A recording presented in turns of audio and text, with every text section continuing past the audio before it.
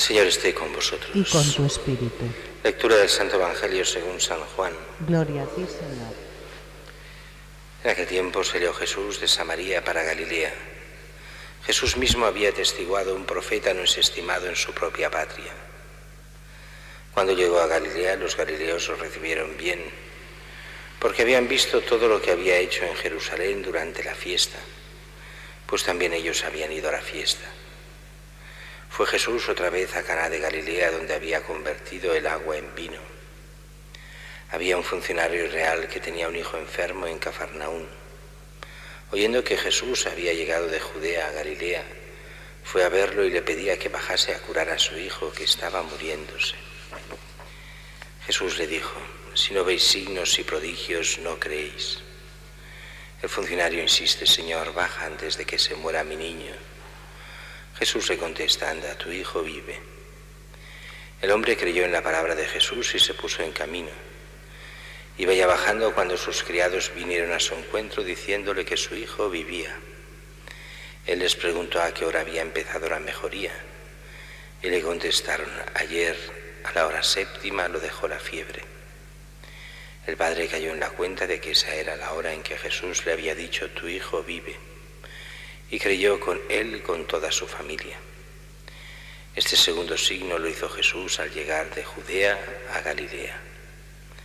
Palabra del Señor. Gloria a ti, Señor Jesús. El Evangelio de hoy, el mismo Juan nos dice que es el segundo signo. Recordemos que es la forma de hablar de los milagros de Jesús. Siempre en el Evangelio los llama signos. Y los llama signos expresamente porque un milagro de por sí sería simplemente una cosa extraordinaria. Pero un signo quiere decir que es algo que, además de ser extraordinario, significa otra cosa. ¿Qué es lo que significa? Pues significa el poder de Dios, la acción de Dios, la salvación que Dios trae a los hombres. Significa quién es Cristo. Haciendo los milagros, lo que hace es mostrarse como que es realmente el Hijo de Dios. Y el signo de hoy es un signo, o el milagro de hoy que vemos en el Evangelio, es más que conocido. Es Jesús que reentra en Galilea. Había estado en la fiesta en Jerusalén. Es muy curioso que si cogemos todos los evangelios vemos cómo Jesús va cumpliendo esta ley de Israel que había en aquellos tiempos, que era la de los que pudiesen visitar cada año Jerusalén. Y Jesús lo va haciendo. Se le ve de pequeño como sube a Jerusalén con 12 años, lo cual quiere decir que iban cumpliendo esta ley. Y vamos viendo cómo a partir de la predicación también va subiendo y bajando de Jerusalén, al menos cada año. Y aquí dice que los galileos lo reciben bien cuando vuelve. Y dice que pasa también otra vez por Caná de Galilea. Ahí es donde había hecho, en el Evangelio de Juan se nos explica el primero de los signos, el primero de estos milagros, el del agua en vino, el que resume lo que será la salvación del mundo por medio de la sangre, la pasión de Cristo, en todo un lenguaje simbólico que los padres de la Iglesia nos lo dan, insisten mucho en él. Ese agua que se convierte en vino representa aquella gracia del Antiguo Testamento ya pasada, que ya no da fruto, que se convierte en el vino de la gracia, que es la sangre de Cristo redentora para todo el mundo. Mientras que el Evangelio de hoy es este segundo signo. Le piden a Jesús milagros y Jesús está un poco cansado de que vayan pidiendo milagros. Nos lo dice bien en este Evangelio. Jesús dijo: si no veis signos y prodigios, no creéis. Como diciendo: estoy harto ya de estas cosas. Y el funcionario insiste: Señor, baja antes de que se muera mi niño. Y Jesús hace una de esas cosas que salen poco en el Evangelio, pero que hoy hace mucho, que es no ir, sino decirle, tu hijo ya está curado. O sea, anda, tu hijo vive, que es lo mismo que decir, ya puedes irte, tu hijo está curado. Y eso es la forma de actuar normal para nosotros.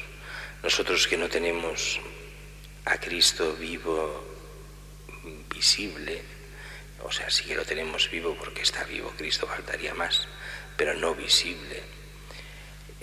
Nosotros lo vemos desde la fe, y desde la fe llamamos al Señor y también le vamos pidiendo cosas. Lo primero que hemos de pedir es nuestra fe, nuestra salvación, nuestra conversión. Pero también es verdad que con la plegaria de intercesión también hacemos como hacía este funcionario. También cada padre pide por sus hijos y por los enfermos y por aquellos que conoce. Y es normal y ha de ser así. Y Dios actúa a distancia y actúa de muchas formas diferentes. Actúa por medio de los hombres, pero también actúa de forma especial y directa.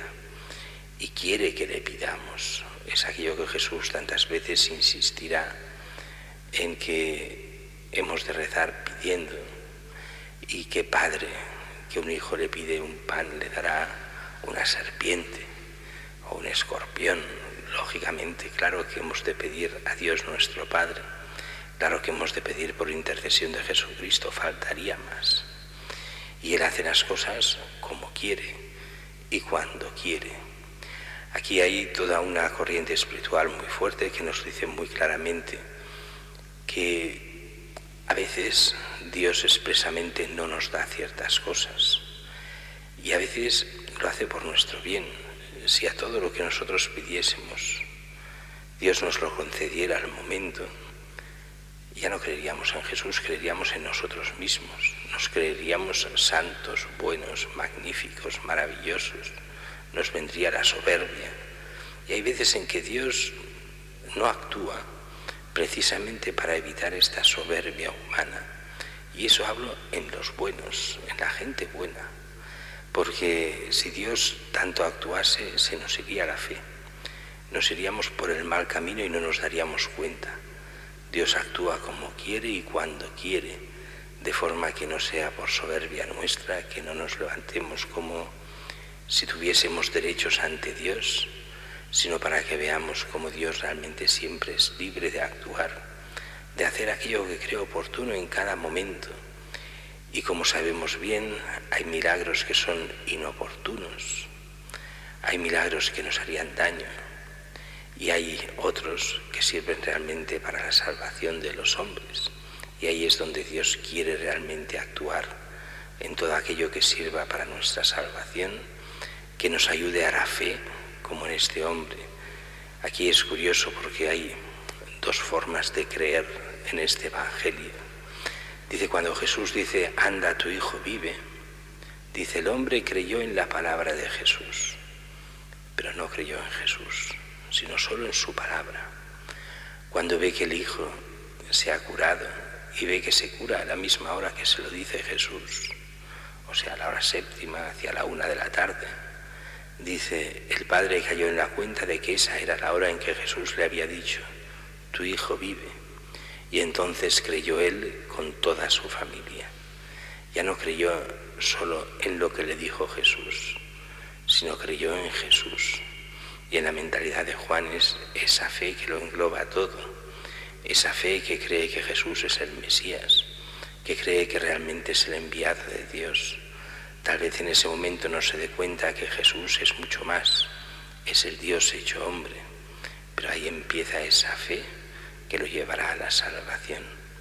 A nosotros nos toca desde la lejanía, pero desde la constancia de los hechos, creer en Cristo, creer en su palabra, pero creer en su persona, en el único Señor que nos abre las puertas del cielo.